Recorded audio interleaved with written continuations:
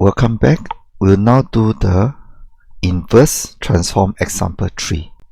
This is page 29 of the chapter 4a slides. Right. Again, we are given XA, and this is a second order. So what we do is that we are still going to use MATLAB to perform the partial fraction expansion. But again, you're asked to do it by hand.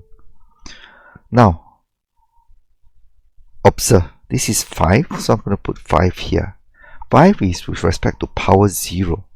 There's no power 1 of S, so this is 0, and the power 2 of S is 2. What about A? It's easy.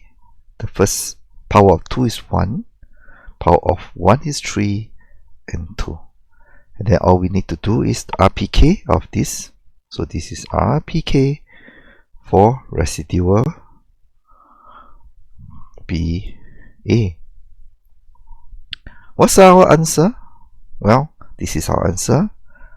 R is minus 13.7. P is minus 2 minus 1. K is 2. So what do we do?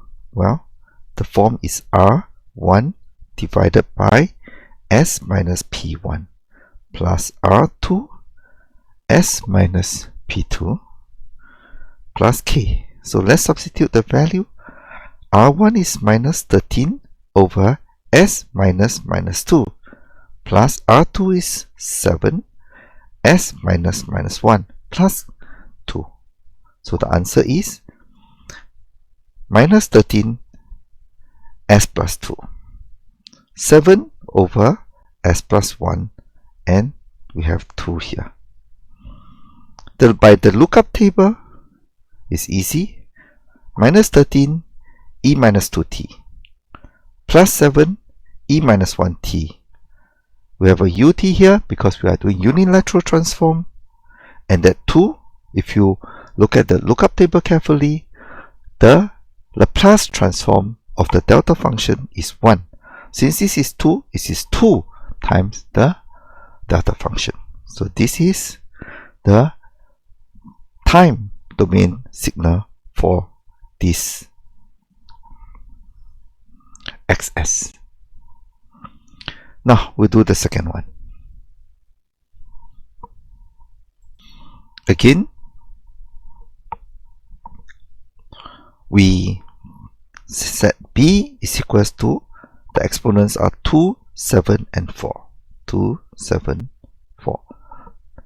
The coefficients of the S's are 2, 7, and 4. A is, now we have S plus 1 and S plus 2 square. So you can try and open it up by yourself, and it'll be a bit difficult.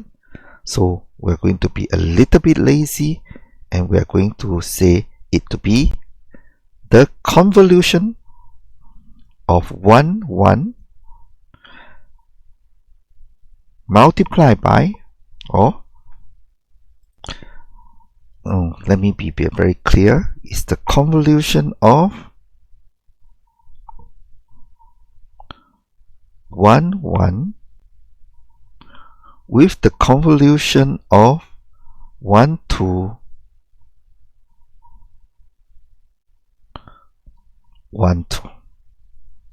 Now, if this confuses you, what we are trying to do is we are using the convolution operation to perform the multiplication in the time domain, or sorry, in this expansion.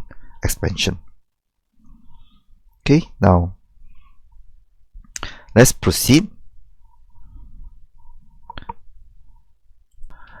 I'm going to use MATLAB to show you what I'm doing. Let's try convolution of 1. Right, I type out the expression, this convolution here, and the answer is 1584. Now let's see what this 1584 means. 1. So let's write the coefficients. 1584. So this is plus 4 is 8s plus 5s squared plus s cubed. So 1584 are the variables associated with the s. 1 is for s cubed, 5 is for s squared, 8 is for s, and 4 is for s to the power of 0. Now, you can learn how to use convolution to perform multiplication in this expression over here. Right, so if I might be wondering what is this 1, 1? Well, let me draw it in green. This 1 and 1 here is 1s plus 1. So this is the two coefficients here, 1 and 1. What about 1 and 2? So this is 1s and 2. So this is 1 and 2. Why am I convolving against himself? It's because I'm actually trying to do s plus 2, s plus 2. So multiplication here becomes convolution there.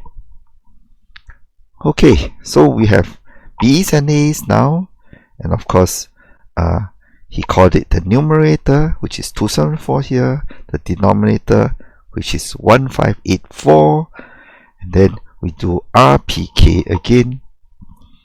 So this is R1, this is R2, and this is R3.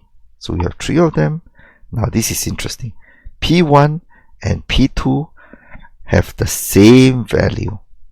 So this is called something called repeated roots. And for repeated roots, we have to deal with it slightly differently. And this is P3.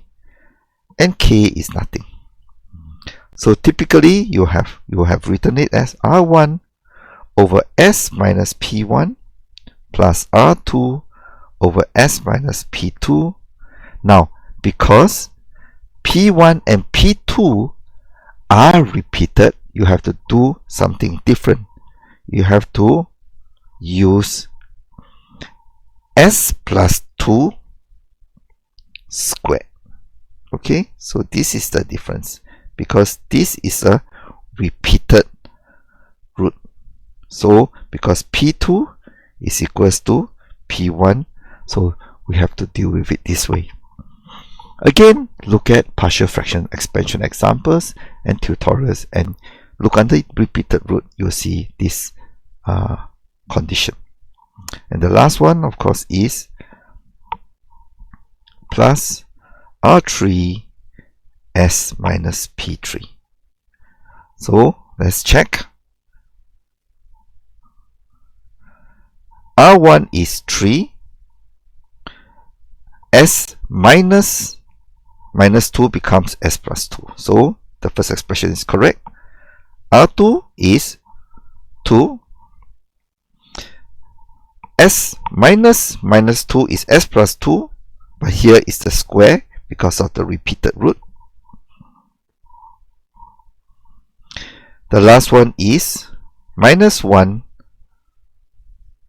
S minus 1 is S plus 1. So there we have it. Okay. Alright. Now, once we have this in this form, over here, then again, simply we perform lookup table. This is trivial. This is 3 over S plus 2.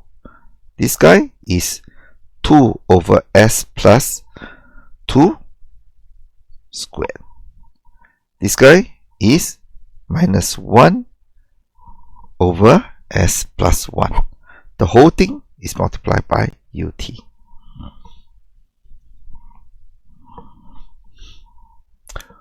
Alright.